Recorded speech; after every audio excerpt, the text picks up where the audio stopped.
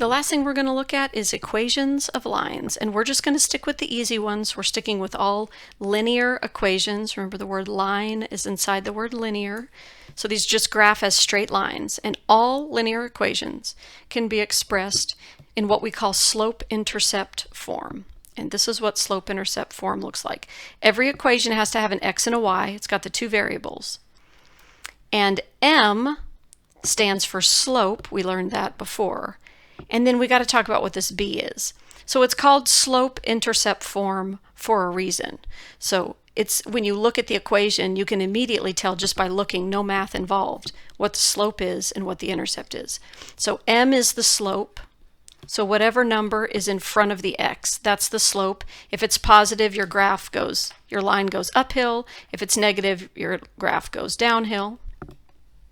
And then b is the intercept. Not just any intercept, it's specifically the y-intercept. So it's where the graph crosses the y-axis. So like if you had a graph like this, and maybe your line looks something like that, we're talking about specifically where the graph crosses the y-axis. That guy. That's what b is. And it could cross up here on the positive side, or it could cross on the negative side, and the line could be sloped up or down. But it's wherever you hit this y-axis, that's what b is. So either I can give you m and b and have you write the equation, or I can give you the equation and ask you what m and b are. So let's do some of those. Let's say I just give you a line. I go, okay, here's a line already created. The line is 1/2 x minus 3. Y equals 1/2 x minus 3. Well, the number that's in front of the x, that's your slope. So the slope is 1/2. And then this b number, notice it's negative. That's what your intercept is. So technically that's a point. And it's the point 0, -3. So it would be crossing the y-axis on the negative side. But you can just say -3. So you just pull the two numbers from the problem. That's it. Don't make it harder than it needs to be. M and b. So how about for this line? Y equals -4x plus 2. Well, again, the number in front of the x, that's your slope.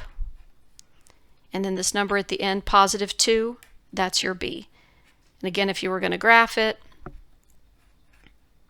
that would be the point 0.02. So let's go backwards. I'm going to give you the two puzzle pieces, and you have to stick them together and write the equation. So write a linear equation with a y-intercept of 3 and a slope of -2.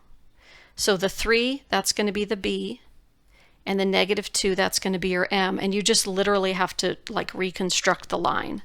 So you go y equals m x plus 3. If b was negative, you'd say minus whatever the number is, but b is positive. So y equals -2x plus 3. That's it.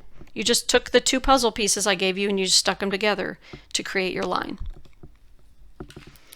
So then one more way to do this is for me to give you a graph and then ask you, well, what line is this? So if you just knew m and b, then you could figure out what the line was. Now, one thing I'm going to do without doing any math, I notice that this line goes uphill. So I know the slope is positive.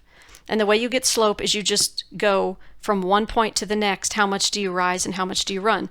There's 3 points provided on the graph. So just pick any point, whichever one you want. I'll go from the middle one out to the last one here. So here I'm at -2. How much would I have to rise? So it's like you're wanting to drive to 6, but you can't drive through people's yards. You have to go on the roads. So you'd have to go up 2 blocks, and then you'd have to go over 6 blocks.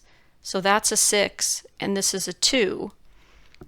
So that means the slope is rise over run. 2 divided by 6, and that can be reduced to 1/3. So I know m, I've got that. Now all I need to know is b. And b is where you cross the y-axis, specifically the y-axis, and it crosses right there. So for b, you're going to use -2. So I know what number to use for b, I know what number to use for m, and now I just have to piece it together. Y equals the slope